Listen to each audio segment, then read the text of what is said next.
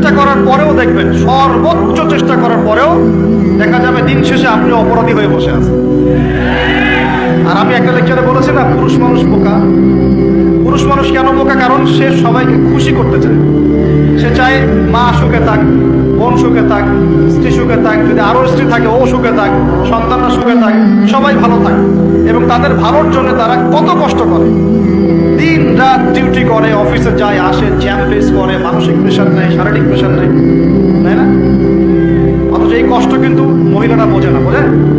সবাই বোঝে না। আছে অনেক ভালো স্ত্রী আছে, কিন্তু সবাই কিন্তু বোঝে না। والبنت اللي بيرتاح بيطلع كذاب وما بينحب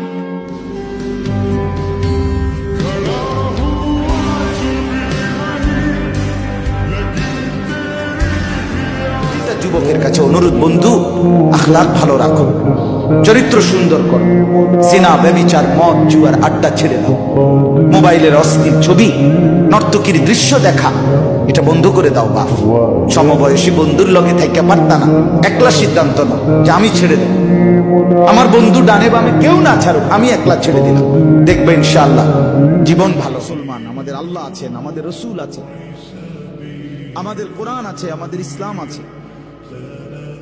আমাদের জিন্দিগি লাগাম ছাড়া না। লাগাম ছাড়া হাইওয়ান জানোয়ারের জীবনই যদি হতো তো আল্লাহ তাআলা আমাদেরকে মানুষ মুসলমান বানাইতেন। মুসলমান বানাইছেনই আল্লাহ তাআলা একটা মহৎ উদ্দেশ্য, একটি উদ্দেশ্য। প্রতিটা মানুষকে আল্লাহ তাআলা উদ্দেশ্য নিয়ে বানাইছেন। আফা হাসিবতুম আন্নামা খালাকনাকুম আবাসান।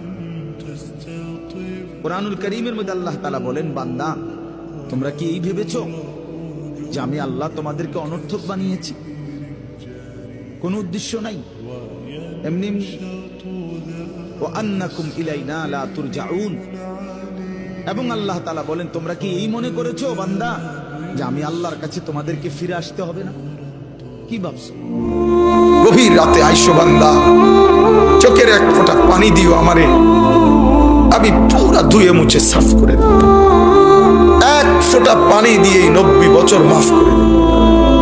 সাগর পানি লাগবে না, মোটরের পানি লাগবে না, এক ফোঁটা চোখের পানি, অনুতপ্ত লজ্জিত হয়ে এক ফোঁটা পানি দিও আমারে, আমি এক ফোঁটা পানি দিয়ে জিন্দেগির গুনাহ সাফ করে দেব। তুমি পাপাচারী, পাপিষ্ট, তোমার ভিতরে অপরাধের অভাব নেই।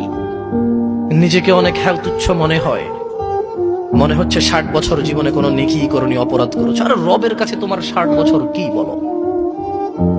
রব তিনি যিনি তোমার পূর্বে মানুষকে 960 বছর জীবন দিয়েছে। তোমার এই 60 বছর কি? আল্লাহ পাক বলেছেন, হে মুহাম্মদ সাল্লাল্লাহু আলাইহি ওয়াসাল্লাম, বলেন সাল্লাল্লাহু আলাইহি ওয়াসাল্লাম, তোমার উম্মতের কোনো ব্যক্তি যদি আসমান জমিনের সমান গোনা নিয়ে আমার সামনে দাঁড়ায়, আসমান জমিন সমান গোনা নিয়ে আমার সামনে দাঁড়ায়, কিন্তু আমার সাথে শিরকের পাপ নাই, আমার সাথে কোনো শিরকের পাপ করে নাই, ইনশাআল্লাহ আমি আল্লাহ তার সামনে আসমান জমিন সমান ক্ষমা নিয়ে হাজির হব। আল্লাহকে চিনতে পারি নাই। শোনেন, আল্লাহ পাক তো সেই সত্তা যিনি এখন জানেন যে আমাদের মধ্যে কে কে জান্নাতে যাবে, এখানে যারা বসে আছে, এবং মনে করেন আমাদের এখানকার মধ্যে এই ভাই জান্নাতে যাবেন, মনে করেন এই ভাই জান্নাতে যাওয়ার 1 কোটি বছর পরে তিনি কি করবেন আল্লাহ পাক এখনই জানেন সেটা। আমার কথা কি বুঝতে পারছেন?